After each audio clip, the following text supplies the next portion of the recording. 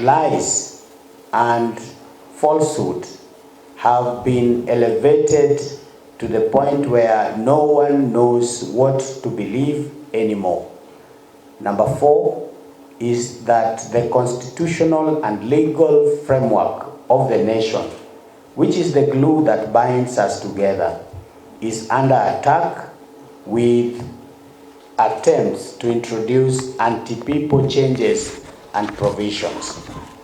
These narratives are often premised on lies and falsehood.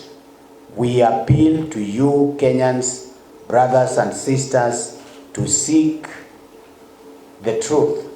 Do not just believe what is said, but take a step to verify if what you have been told is true. To raise your voices, to demand that the judiciary concludes the cases touching on IEBC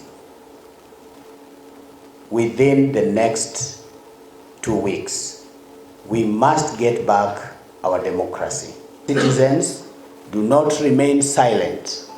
Take every opportunity to demand that the implementation of SHIA or SHIF is suspended until all the necessary structures are put in place. Kenyans, as voters, to collect signatures and commence the processes of recalling the members of parliament who are not performing as per your requirements and demands. And as electorates, you are the employer, not the employee, not the servant of the members of parliament and other elected leaders. To demand that the judiciary concludes the cases touching on IEBC within the next 2 weeks. We must get back our democracy. Instead of representing the people, they have become spanner boys and girls carrying out the work of the executive. Instead of oversighting the executive, they are cheerleaders in oppressing the people. Instead of speaking for the people, they are making oppressive laws. This state is unsustainable. About 17 million Kenyans who attend their services regularly. So through our local churches, we are going to continue encouraging Kenyans to have hope, because there is a lot of depression that is affecting Kenyans. We'll also continue to support our, to speak from the pulpit, speak about justice and to preach to the people and to nurture their spiritual needs.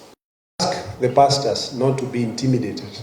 Just like the prophets of old, those who are guilty, they fear even their own shadow. We ask pastors wherever they are to speak boldly and to preach freely and to prophesy when God has placed a message on them. The Constitution identifies. The government is a creature of the Constitution that was created by the people. And therefore, as an instrument created by the people, it cannot oppress or subjugate them, because Kenya is a constitutional democracy and will continue to safeguard that. But that cannot be safeguarded by the church alone. The citizens are the bedrock of democracy. Every Kenyan, we want to tell every Kenyan that they are born into the office of the citizen. We are born into it, and even when we live in it. Let us exercise the powers of the office of the citizen. One of them is to speak up. One of them is to stand up and be seen. One of them is to ensure. It's not going to be silenced. The church will point out the wrongs in the society. We are Kenyans. We are also leaders in this country. And so whenever it calls for our voice, we will raise our voices And whenever it calls for our actions, we will also be involved in those actions. So we request all Kenyans to just remain on alert and read our pastoral letter that we have given to them, so that we make it clear that all persons are free to attend worship services and give their offerings, but we will not allow the sacred religious practice to be used for self-promotion and self-marketing. We will continue propagating and applying the guidelines issued by the NCCK, which require that politicians should not be allowed to address congregations while inside the church. Demand for people-focused celebrating whenever the President, members of Parliament, governors, members of County Assembly, and other political actors donate money whose source are not clear. On our part, as a